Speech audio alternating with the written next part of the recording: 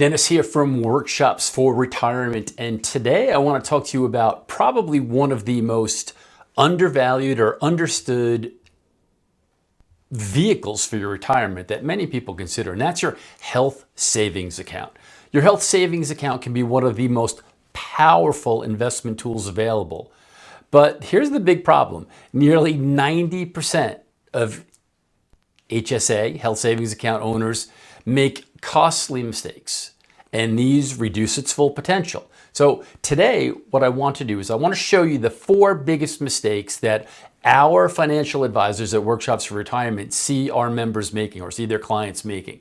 The 4 biggest HSA mistakes, and more importantly, how you can fix them so that you don't leave money on the table. So let's jump into that right away. So what makes a health savings account, HSA, what makes that so valuable? Before we get into the mistakes, let's quickly go over why HSAs are such a big deal. And the biggest deal is this: they offer triple, that's right, triple tax advantages. So here's what I mean by that. The contributions are tax deductible, the growth is tax-free, and the withdrawals are a qualified medical expense, withdrawals for qualified medical expenses, those are also tax-free. It's like having the absolute best features of a traditional IRA and a Roth IRA, except most people aren't using them to their full potential. At least that's what our advisors are seeing. So here are the 4 biggest mistakes. Mistake number 1, not investing your HSA funds. So for those of you that already have an HSA, where this is what we're talking about. If you don't have one, you definitely should consider this, and this is a conversation you should absolutely be having with your financial advisor. But for those of you, like whether you do this then or you're doing it now, one of the biggest HSA mistakes our advisors see is that the vast majority, more than 85%, I'm told, of our HSA owners leave their money in cash instead of investing it. Now, think about that. Would you put your money in a Roth IRA? Would you put it entirely in cash? Probably not, because you want it to grow tax-free over time. Yet that's exactly what most people are doing with their HOAs. And here's why that's a problem. Your money isn't growing. It's definitely not growing the way it should.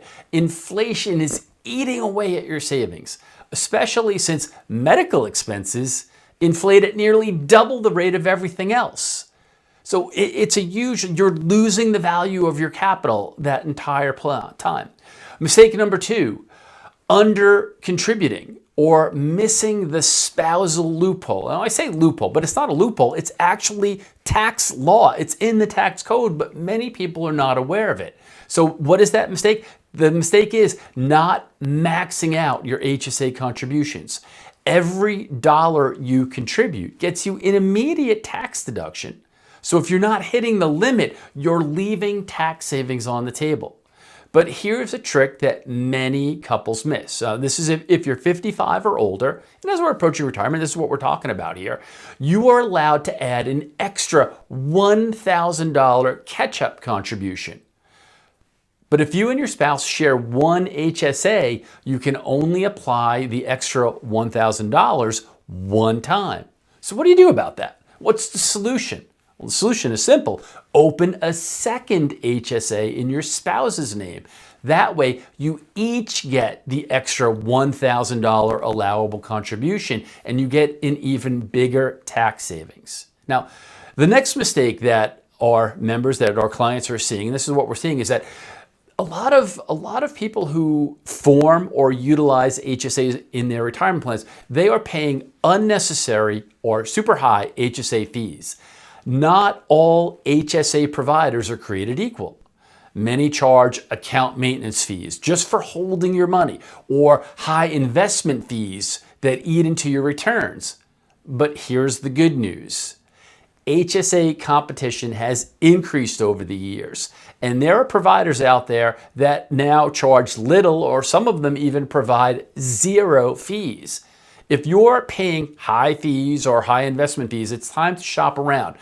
And if your employer has an HSA that has high fees, well, check with them and see, or check with your financial advisor, See if you can roll it over into a lower cost provider and save even more money. And if you need help shopping around, again, reach out to somebody here at Workshops for Retirement. We'll help you find those providers.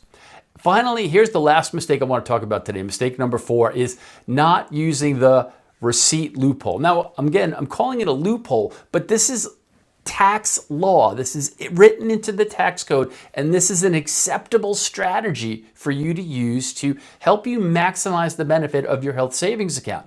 For many, this is a game changer, especially for retirees, yet almost nobody talks about it. So here's what we're talking about. The loophole is it lets you delay your HSA withdrawals, sometimes for decades, so you can keep that money growing tax-free. And here's how that works.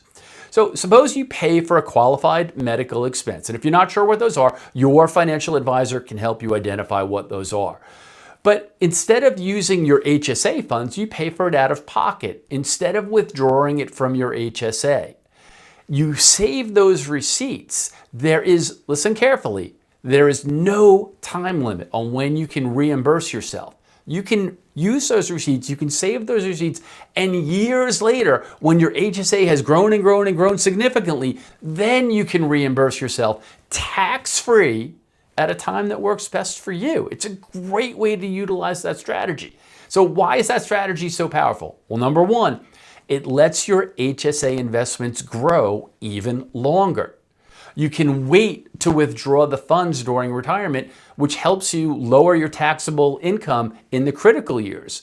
Well, suppose you're applying for some ACA healthcare benefits or healthcare subsidies. Those are based on the income of your year. Well, if you're putting that money and leaving it into your HSA, it lowers the amount. Now, you can use regular funds to cover your medical bills. Now, imagine you're needing money in a market downturn. You have a health cost in a market downturn. Would you want to take all that money out of your HSA now when the value is down because of the business? Of course not. It makes so much more sense to allow your HSA funds to grow. And then when they hit the high part later on, then you can take all those receipts and withdraw the money.